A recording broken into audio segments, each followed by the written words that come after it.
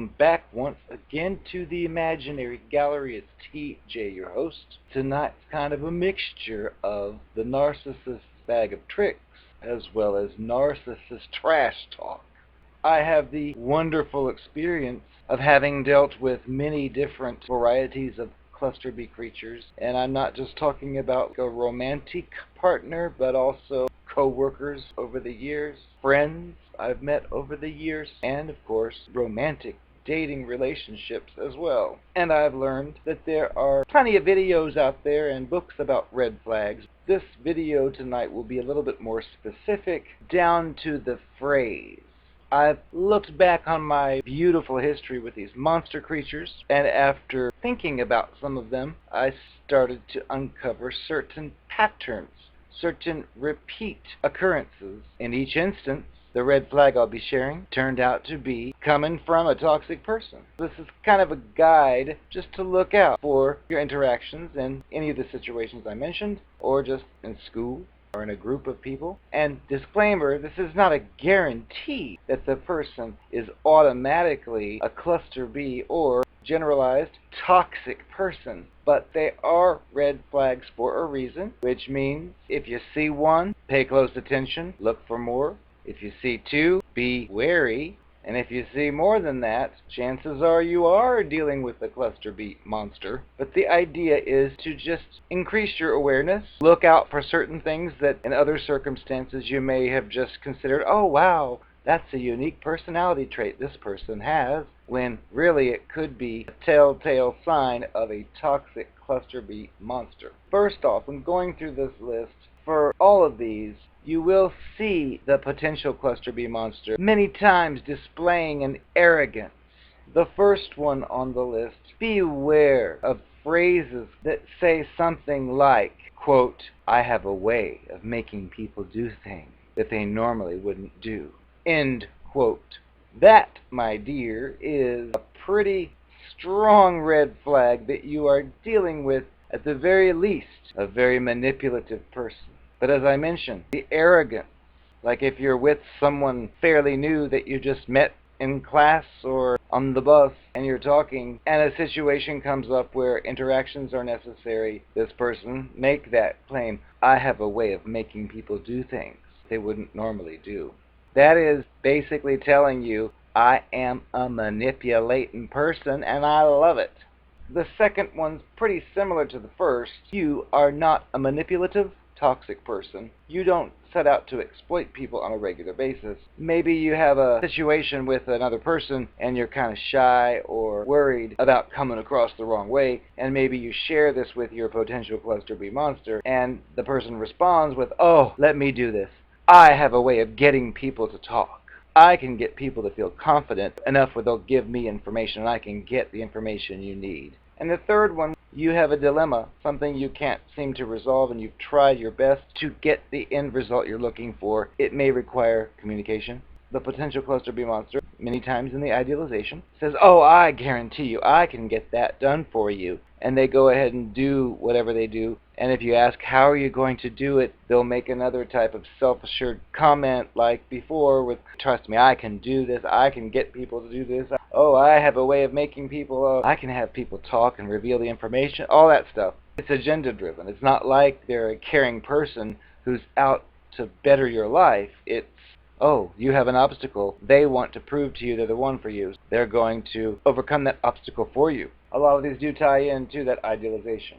But they are, again, disclosing to you basically that they're a manipulating person, that they get people to do things through manipulation, and they're probably a monster. The arrogance indicates they're proud of it, which brings us to the narcissist or cluster B creatures. They're not good on self-disclosure, and this type of revelation typically comes out when it's going to benefit them, like in the idealization phase, but it's the closest they get to self-disclosure. But of course, it's agenda-driven. It's not just like they're saying, hi, nice to meet you, by the way, I'm a very good manipulator. No, it's when a situation comes up where that manipulation may come in handy. This type of situation was illustrated very nicely in a movie back in the 90s, I think, called Single White Female. It had Bridget, Fonda, and Jennifer Jason Leigh, the mouse. Well, this ties into the love bombing part And again, the phrases to look out for, in this case, it's the actions to look out for. In this movie, Bridget Fonda had a boyfriend who cheated or was no good, and she decided to separate from him, and it crushed him because, remember, these people want to have control over you. Even though they might have run off with someone else, they still want to be with you too, and will tell you, oh, I made a mistake and whatever. Bridget Fonda wasn't having it, so she decided to find her own apartment, and she came across another chick, the mousy Jennifer Jason Leigh. You get to see an example of love bombing, idealization. This Jennifer Jason Leigh character displays the very type of realistic situation you'll come across, because I've experienced it many times, and when I see a movie that depicts it perfectly, I think, wow, that's worthy of mentioning, because what it looks like in real life, and it's not pretty. But how this fits in here would be, Bridget's got a boss in the fashion industry who's like a Harvey Weinstein, flirtatious type of boss who also touches her, basically harasses her, and she's kind of trapped in a certain position because it's the fashion industry, and this man's like a big name in the business, and if she were just to leave on her own, she probably wouldn't make it because of the cutthroat way things work, so she pretty much feels trapped. Here she is, like you with your potential cluster B, where she's met her new roommate, they're becoming friends, and she happens to reveal the problem she has with her boss and what he does. Jennifer Jason Leigh is doing her idealization, trying to prove she's the perfect roommate, being sweet, friendly, accommodating the whole time at the beginning, and then when she learns of this, she grabs the telephone and she calls the telephone number of the boss who's harassing, and she says something really hateful to him, like, you better do this or better do that, or I'm going to do this, or you're going to wish whatever, I'm going to tell wife, or whatever, some kind of threat. And the way it comes across is pretty good. Bridget Fonda, all this time, has wrestled with this dilemma of her boss, but never would she do anything like that. But then she's seeing it being done, which is what you'll find with your cluster B creatures a lot of times. They'll go out of their way to prove how great they are, but in this case, it's also giving you another piece of information. And it's perfectly illustrated in the scene where Bridget is overjoyed that this is happening, but you can see the look on her face, where she kind of thanks Jennifer for doing it, but then at the same time questions and says something like, wow, I hope you never get mad at me. Meaning, that's pretty severe what you just did. I hope you never do that to me. Well, warning, these types of people are self-disclosing when they do these little things for you. When these people do these wonderful things for you that save your day, keep in mind the character used for them, because chances are that same character may be used on you in the future.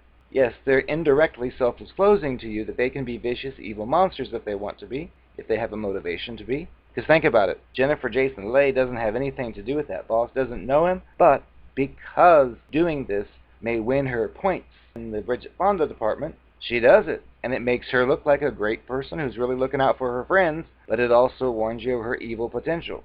But yes, I'd recommend Single White Female, a movie, just to get a close view of what these creatures really look like. Now, of course, they tie in a childhood situation to the story, which is also fitting, but it's just the way Bridget handles the interaction. It's kind of like saying, wow, I think it's really good you did this to help me out because my boss is horrible, but wow, it shows that you can be an evil witch. Oh, I don't know if I want to ever cross you or ever get on your bad side. Something to think about. Think about interactions with people you've already met with. Have you heard any of these phrases mentioned previously? If so, did the person turn out to be a monster? Or are they still going strong as your best friend? Leave comments below and share if you have experience with this type of thing. I am the Narcopath, and you're not.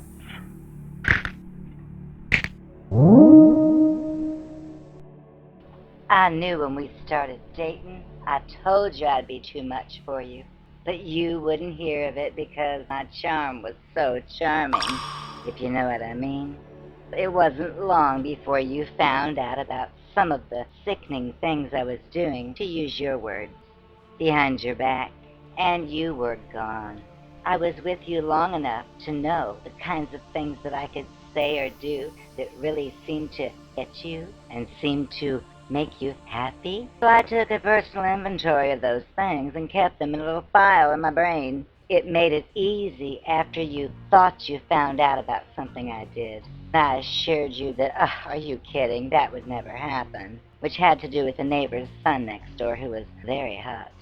But you didn't know that back then.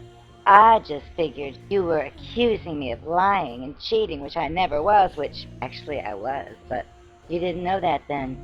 When you told me it was over, because you suspected this and suspected that without any proof or evidence, you obviously blocked me from your phone, your social media, your everything. Lord knows I tried to reach you because my first step was to try to tell you how wrong you were, because I had a whole list to memorize of sweet nothings I was going to say to you, which I knew would have pulled you right back into my clutches, but you wouldn't allow it. So I had to take things to the next level. I was already pursuing another guy while you and I were dating, just in case, because with my life, you never know. Things don't always work out, and I can't be alone. Those nights that I wasn't with you, I just told you I was sitting at home alone watching television by myself. Well, I was pursuing the backup because I knew it wouldn't be long before you would be just like all the others who would accuse me of doing things that I was doing but I would never admit to. I had to be ready for that. I thought, so what, this other person's willing and ready? So I pursued it. But I knew there was something about me that would intrigue you and keep you interested.